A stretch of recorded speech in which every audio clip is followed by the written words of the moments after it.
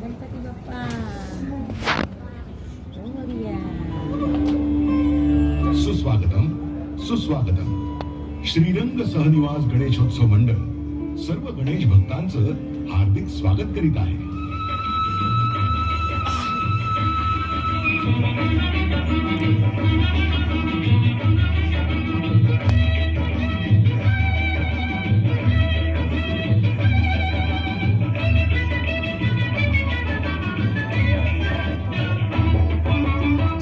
झुक झुक झुक अगीन गाडी धुरांच्या रेखा हवेत काढी पळती झाडे पाहूया मामाच्या गावाला जाऊया जाऊया मामाच्या गावाला जाऊया. हमारा गाव जाऊ. मला खात्री आहे हे गाणं इथे उपस्थित सर्वच वयोगटातील स्त्री पुरुषांनी आपापल्या लहानपणी म्हटलं असणार आणि अनुभवलं देखील असणार. हाताचा पंजा ओठांच्या चंबूवर उभा धरून सर्वच मोठ्यांनी आपल्या छोटुल्यांना गाडीचा झुकझुक झुकझुक झुकझुक झुकझुक आणि इंजिनाच्या शिट्टीचा कूक कूक असा आवाज काढून दाखवलाच असेल. तर सांगायचा मुद्दा हा की आपण अगदी पाळण्यात असल्यापासून आपल्याही नकळत आपल्या जीवनाचा अविभाज्य भाग असते ती म्हणजे रेल्वे गाडी, जिला शुद्ध मराठीत लोहपथ गामिनी असं म्हणतात. भारतातली पहिली रेल्वे सुरू झाली ती 16 एप्रिल 1853 ला ब्रिटिशांच्या राजवटीत. तेव्हाचं बोरी बंदर स्थानक म्हणजेच आजचं छत्रपती शिवाजी महाराज टर्मिनस ते तेव्हाचं श्री स्थानक म्हणजेच ठाणे अशी पहिली ट्रेन धावली तेव्हा त्या ट्रेन मधून सुमारे 400 नागरिकांनी प्रवास केला होता. आणि तेव्हापासून सुरू झालेला रेल्वेचा हा प्रवास आज मुंबई ठाण्यासहित संपूर्ण भारतात पसरला, वाढला. मुंबई हे नुसतं एक स्वप्नपूर्तीचं शहर नाही, तर मुंबई स्वतः एक संस्कृती आहे. सगळ्यांना सामावून घेणारी मुंबई हा एक अनुभवण्याचा विषय आहे. आणि या मुंबईची लाईफलाईन म्हणून ओळखली जाते ती म्हणजे मुंबई उपनगरी रेल्वे. मुंबई उपनगरी रेल्वे पूर्वी 3 वेगवेगळ्या भागांमध्ये विभाजित होती: मध्य, पश्चिम आणि हार्बर. आता यांच्या जोडीला ट्रान्स हार्बर मार्ग, नेरुळ उरण मार्ग आणि पनवेल दिवा वसई अशी ही विभागणी झालेली दिसून येते. उपनगरी रेल्वेनं मुंबईत 75 लाखांहून अधिक प्रवासी दररोज प्रवास करतात. ही संख्या संपूर्ण भारतीय रेल्वेच्या एकूण प्रवासी संख्येच्या अर्ध्याहून जास्त आहे. यावरूनच मुंबईच्या लोकल ट्रेन्सच्या अफाट कामकाजाचा अंदाज येतो आणि वर्षानुवर्षे ही सेवा पुरवणाऱ्या सर्वच अधिकारी आणि कार्यकुशल तंत्रज्ञ यांच्या प्रति आदर वाढतो. लोकल गाड्यांमधील प्रचंड गर्दी आणि येणारा ताण थोड्याफार प्रमाणात कमी करण्यासाठी आणि वाढत्या प्रवाशांना सामावून घेण्यासाठी मुंबईत मेट्रो आणि मोनो रेल्वेही सुरू झाले आहे. हे सगळं ऐकून जर कोणाला मुंबईच्या लोकलची धास्ती वाटत असेल ना, तर त्याने मुंबई लोकल मधून नक्की प्रवास करून बघावा. मुंबई लोकल मध्ये काय नाहीये? महानगरांमधून लुप्त होत जाणारा माणुसकीचा झरा इथे अव्याहतपणे वाहत असतो.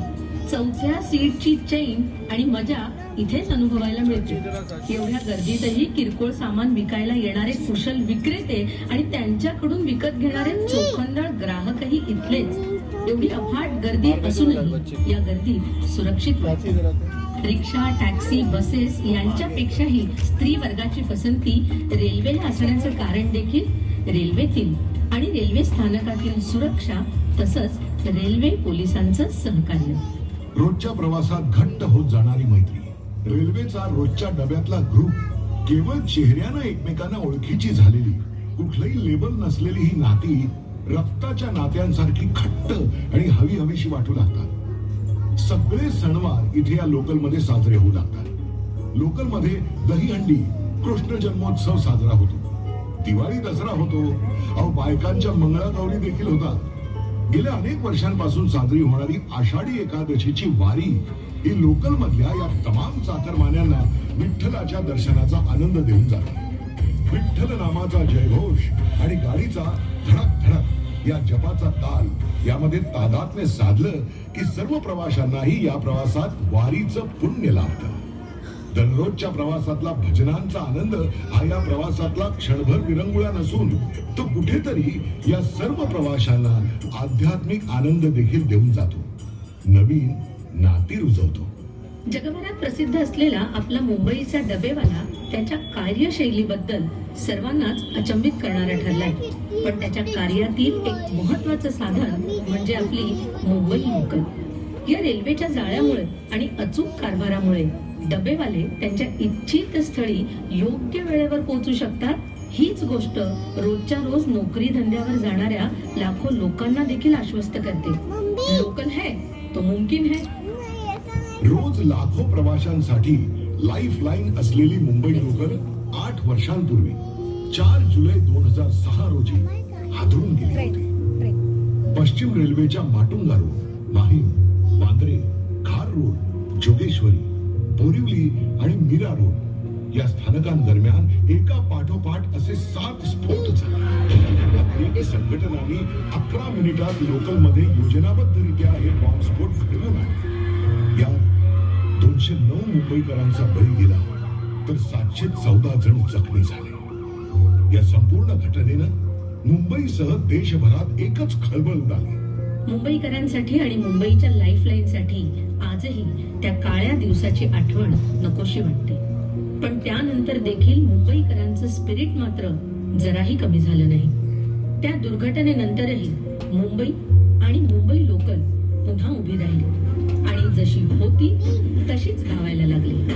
मुंबई लोकलची अविरत धडधड म्हणजे जणू काही या मुंबई नगरीच्या हृदयाची धडधड आहे. शहर जिवंत असल्याची खूण आहे. पण कोरोनाच्या संकटाशी लढा देण्याकरता लोकल सेवा सर्वसामान्य नागरिकांसाठी बंद करण्यात आली. मात्र तेव्हाही अत्यावश्यक सेवेतील कर्मचारी आणि वैद्यकीय व तत्सम